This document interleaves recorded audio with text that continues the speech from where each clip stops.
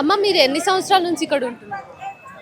28 ఏళ్ళు అవుతుంది చూడు మేడం. మీ ఊరు ఇది కాదా? కాదు, మైబ్నార్ మాది. మైబ్నార్. మీకు ఓటు హక్కు అవన్నీ ఇక్కడనే ఉన్నాయి? ఇక్కడనే ఉండయి. కానీ ఇప్పుడు చూపెట్టామన్నా చూపెడతా నేను.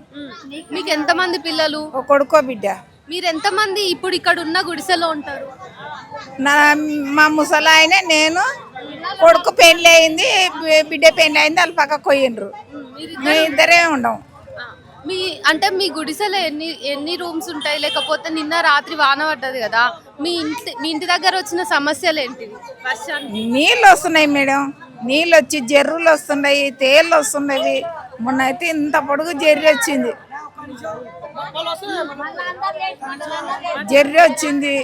కరిచింది. ఇంకో ఎలకలు చూడు ఎట్లా వీకినాయిగా, ఎలకలు వీకుతున్నాయి. సూది ఉడికేపించుకోవాలి మేడం. మేము చచ్చినా సరే అని ఇంట్లో అట్లే ఉన్నాము. ఇబ్బంది ఉంది మాకు. ఇన్నేళ్ళ నుండి ఇంకో మా పిల్లగాడు గింతకన్నా చిన్నగా ఉన్నాడు. గింత ఎత్తున్నాడు. ఇప్పుడు ఇద్దరు పిల్లల తండ్రి అయ్యిండు. మీరు పక్కా ఇల్లు నిర్మించాలి అని ప్రభుత్వాన్ని అడుగుతున్నారా? పక్కా ఇల్లు నిర్మించాలి అని ప్రభుత్వాన్ని అడుగుతున్నాం మేడం. వాళ్ళు ఏమంటున్నారు? రేపొస్తాం మాపోస్తాం అంటున్నారు. ఓట్లు వేయించుకుంటున్నారు, పోతున్నారు. ఓట్ల నాడే వస్తారు, నిన్న రారు. అయితే ఈ రోడ్డుని కూడా ఎక్స్టెండ్ చేస్తాం, రోడ్డుని పెద్దగా చేస్తాము, మీ ఇల్లు తీసేస్తామని అంటున్నారు కదా, అప్పుడు మీరు ఏమన్నారు? మేము అయితే సచ్చినా సరే ఈయనే ఉంటాం, మాకు ఇల్లు ఈయనే కట్టియాలి అని చెప్తున్నాం మేము. వాళ్ళు ఇల్లు కట్టియమంటున్నారు కదమ్మా. ఇక్కడ మీ గుడిసెలు చూస్తేనేమో ఇప్పుడు వానాకాలం వచ్చింది, చిన్న వానలకే నిన్నటి చిన్న వానకే మీ ఇండ్లన్నీ ఎగిరిపోయినాయి, రేకులు అవి. మరి మీరు ఇట్లానే ఉంటామంటే మీకే ఇబ్బంది కదా. ప్రభుత్వానికి మంచిగా సరే మేడం, ఇంట్లో మమ్మల్ని గుంతలు వేసినా సరే మేము ఇన్నే ఉంటాం.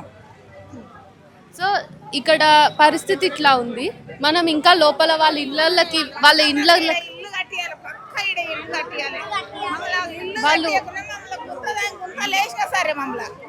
వాళ్ళు ఏమంటున్నారంటే, ఇక్కడ మాకు ఇల్లు అయినా కట్టియండి, గుంతలు తవ్వి మమ్మల్ని ఇక్కడ మా శవాలను ఇక్కడ పాతి పెట్టండి కానీ మేము ఇక్కడ నుంచి కదలము అని చెప్తున్నారు. పాలమూరు నుంచి వలస వచ్చినటువంటి కూలీ పని చేసే వాళ్ళు ఎక్కువ ఇక్కడ ఉన్నారు. సో వీళ్ళ రోజువారీ జీవితం ఎట్లా ఉంటుంది అనేది మనం ఊహించలేనిది అయితే కాదు.